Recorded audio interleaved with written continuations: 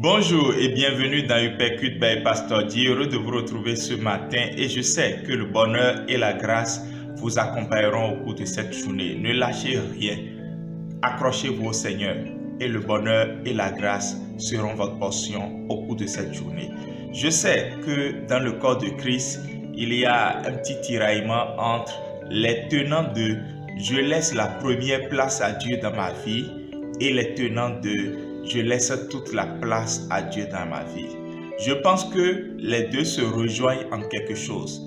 Il faut que Dieu occupe sa place dans notre vie. Et sa place vient avant tout et sa place est dans tout. Lisons Colossiens chapitre 1 verset 18. Qu'en toutes choses, Jésus-Christ tienne lui la première place. Et 1 Corinthiens chapitre 10 verset 31 dit: soit donc que vous mangez, soit donc que vous buviez, ou quoi que vous fassiez, faites tout pour la gloire de Dieu. Quel que soit ce que vous faites, même dans les moindres choses, faites tout pour la gloire de Dieu. Je pense que ces deux versets nous ramènent à un point de conciliation. Avant tout dans notre vie, Jésus doit être présent. C'est une manière de dire, je ne peux pas fonctionner dans une journée sans mettre Jésus devant, sans aller dans la prière, dans la méditation de la parole, sans rendre un culte agréable à Dieu.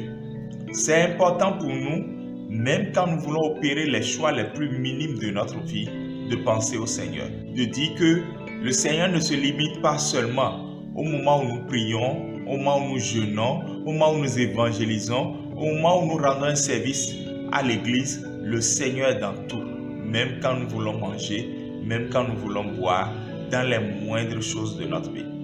Alors quand on dit qu'il occupe la première place, c'est juste pour dire qu'il occupe toute la place. Et quand on dit qu'il occupe toute la place, c'est juste pour dire qu'il est vraiment avant tout et qu'il est dans les moindres détails.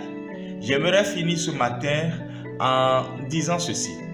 Plusieurs souffrent lorsqu'il s'agit de faire un choix. Et ils se demandent quel est le choix que je vais faire et qui va glorifier Dieu. Étant donné que je veux mettre Dieu devant, étant donné que je veux mettre Dieu en tout. Certains procèdent de cette manière. Ils balancent deux choix par exemple. Un choix A dans leur main gauche et un choix B dans leur main droite. Et ils se disent par exemple que le choix A leur donne tel inconvénient et que le choix B leur donne tel avantage. Ils voient souvent les conséquences des choix par rapport à eux, à leurs intérêts, à leurs aspirations et à leurs projets. Je pense que cette manière de faire ne vous garantit pas que vous choisirez toujours la volonté de Dieu, parce que vous ne savez pas quand est-ce que votre esprit sera dans le sommeil spirituel ou en éveil spirituel. La preuve est même que votre chair peut vous tromper et vous amener à choisir quelque chose de mauvais alors que la bonne chose est à côté. Quelque part, Paul dit: je sais même ce qui est bon, mais je n'arrive même pas à le faire. Ce n'est donc pas de cette manière qu'il faut faire les choix. Voici ce que je propose donc. Pour un choix, voyez d'abord si Dieu est dedans. Voyez ensuite si le prochain est dedans, avant de voir si vous avez un intérêt. Lorsque vous limitez uniquement à vos intérêts, soyez sûr d'une chose, vous ferez un mauvais choix. Mais lorsque vous voyez Dieu, votre prochain, avant de vous voir, soyez sûr que vous ferez un bon choix. Puisque la loi la plus importante, c'est bien de chercher Dieu, à l'adorer et de chercher à aimer son prochain avant de parler de soi. C'est tellement difficile pour nous dans le monde purement égoïste dans lequel nous vivons.